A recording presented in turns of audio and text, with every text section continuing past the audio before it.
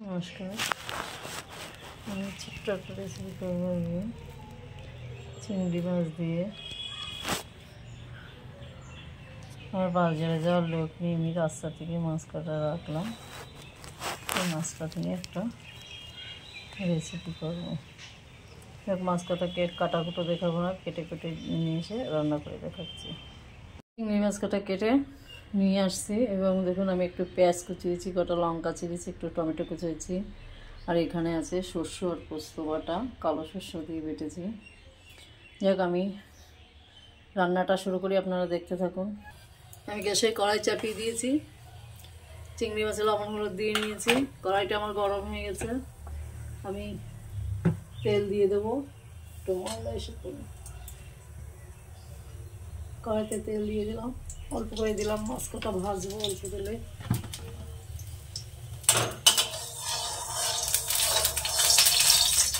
গ্যাসটা ছোট করে দিলাম, মাছ কটা দিয়ে দিলাম। মাছ কটা আমি ভেজে নেবো, তবে খুব কড়া ভাজবো না, নরমালি হালকা ভাজবো।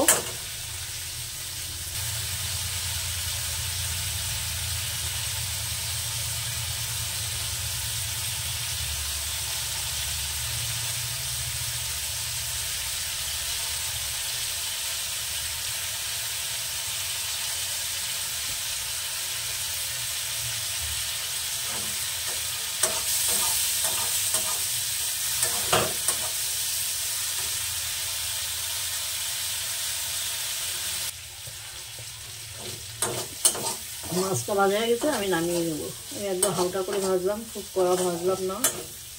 এবার মাছটা নামিয়ে নেবো। আমি এই কড়াইতে তেল দিয়ে দিলাম,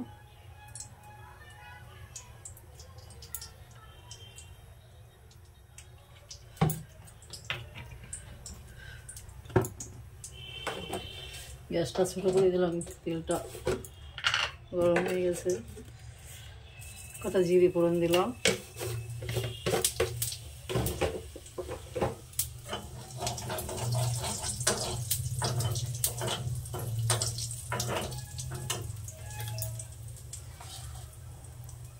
পেঁয়াজ কুচি, লঙ্কা কুচি, টমেটো কুচি।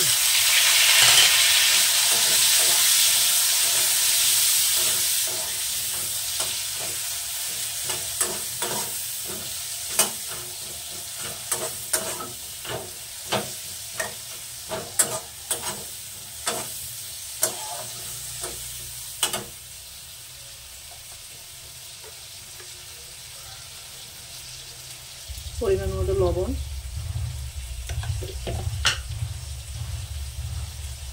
পরিমাণ মতো হলুদ। এবার মশলাটাকে সুন্দর করে কষে নেব।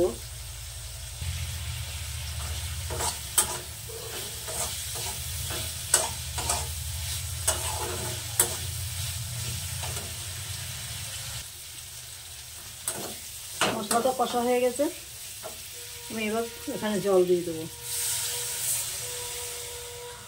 জলটা খুব বেশি দেবো না, অল্পটা মাছ। এবার ঝোলটাকে একটু ফুটিয়ে নেব। ঝোলটা ফুটে গেছে, দিয়ে দিলাম সর্ষে পোস্ত।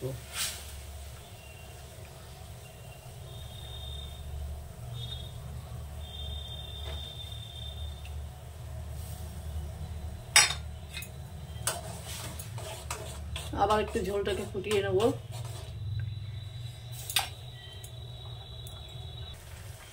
ঝোলটা ফুটিয়ে নিয়েছি, এবার দিয়ে দিলাম চিংড়ি মাছটা।